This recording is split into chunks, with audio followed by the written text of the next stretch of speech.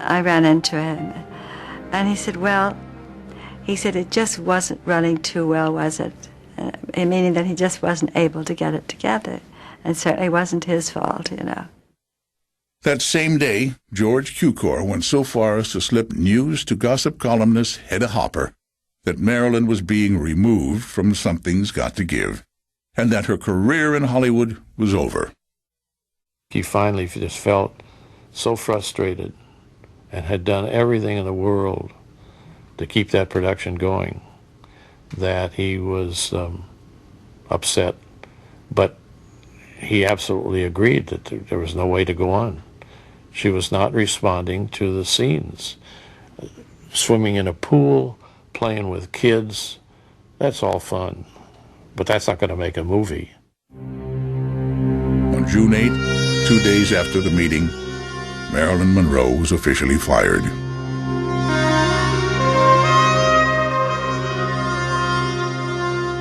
She was very upset. It's a very emotional thing to have a studio fire you and tell her she'll never work again in this town and her career is finished. I mean, you know, this was a terrible shock, terrible shock. Nobody else that I know of could have gotten away with as much as she did on this picture. There would have been decisions made long before they were on this.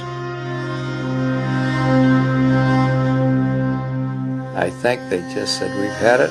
We got Elizabeth Taylor and Rome running that show, and we got Marilyn running this show, and you got the inmates running the asylum. Fox still hoped to salvage the picture and quickly approached other actresses as possible replacements for Monroe. After Kim Novak and Shirley MacLaine turned down the role, Lee Remick was fitted for Marilyn's costumes. On hearing that Remick would be his new co-star, Dean Martin officially handed in his own resignation. I said, you know, you better look at Martin's contract, which you guys negotiated. I didn't. And it says, if Marilyn is replaced, he needs approval of the star. Otherwise, he's not going to do the picture. And, of course, that's what happened. Dean insisted no Marilyn, no picture. On June 11th, letters went out to the entire cast and crew, informing them of their suspension. I was a little stunned that, first of all, everything came to a stop that day when Dean walked away.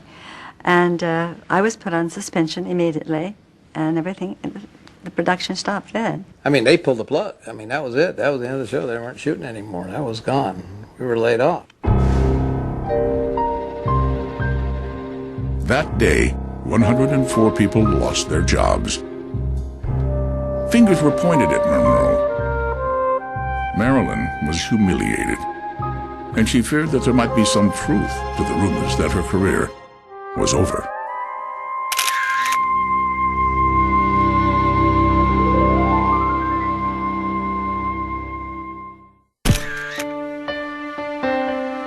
Determined to fight back, Monroe pitted her sexuality, power, and fame against the studio with a storm of publicity. Between June 20th and July 15th, Marilyn spoke candidly with high-profile journalists, including Life magazine editor Richard Merriman. She'd just been fired. There was this huge uproar going on, and I think that's why she wanted to do the article. She jumped at it. A huge Life magazine essay would absolutely confirm that, in essence, she was still alive. She was still Marilyn Monroe. In early July, Merriman conducted 2 interviews at Marilyn's home in Brentwood. The house was empty. There was virtually no furniture in it. Pat Newcomb was there, so the 3 of us sat around in the middle of this empty room on these straight-back chairs, and we had the interview. It was about a 3-hour conversation.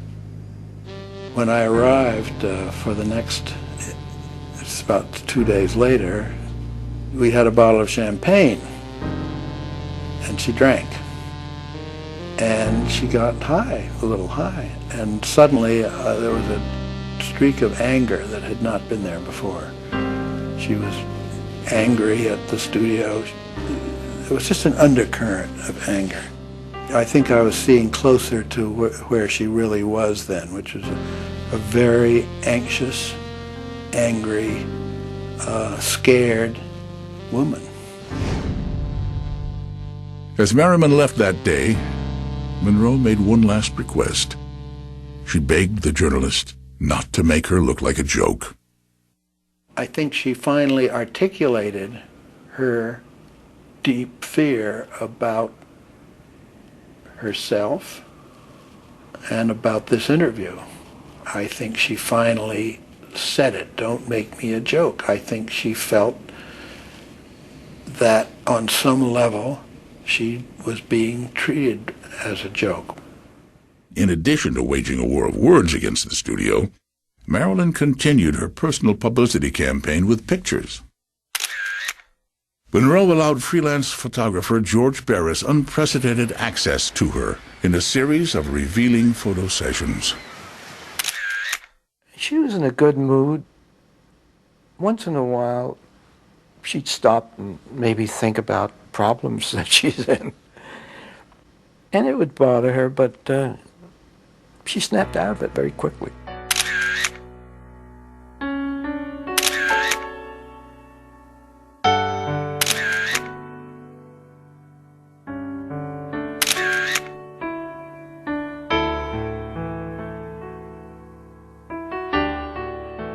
I think she was afraid her career could be over. And, you know, she worked so hard. And here's a girl that was desperately wanting to be a movie star, not for the money. She just wanted to be famous, and she wanted the world to know her. The photo shoot continued at a house in the Hollywood Hills, where the star's sudden presence surprised the landlord's housekeeper. She says, "Is that really Marilyn Monroe coming?" I said, "Yeah." "Would you introduce me?" I says, "Yes, if she agrees to it."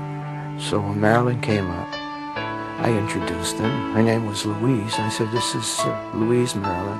And she stuttered and she said, "Are you really Marilyn Monroe?" She says, "I can't believe it." So Marilyn says, "Well, I can't believe it too." She says, "I guess I am. Everybody says I am."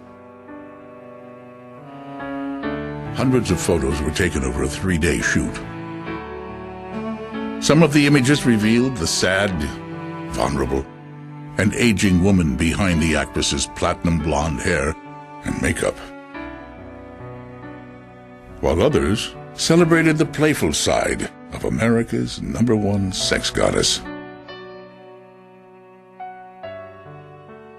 But Marilyn was doing more to reignite her career than just playing cover girl. Behind the scenes, Monroe was campaigning with her co-stars to get Something's Got to Give back into production. And a couple of weeks later, I had a telegram from Marilyn asking me if I would be willing to continue with the film, and if she could get the studio to start the film, start it up again. So I told her, of course, I'd be more than happy to do it. Just weeks after her firing, Fox did an amazing about-face and told Marilyn that they wanted her back. Trade-offs were negotiated and concessions were made on both sides. Marilyn agreed to give up having Paula Strasberg on the set, and in return, director George Cukor would be replaced with Jean Leglesco. On August 1st, Marilyn signed a $1 million 2-picture contract with Fox, and plans were made to resume shooting Something's Got to Give as soon as possible.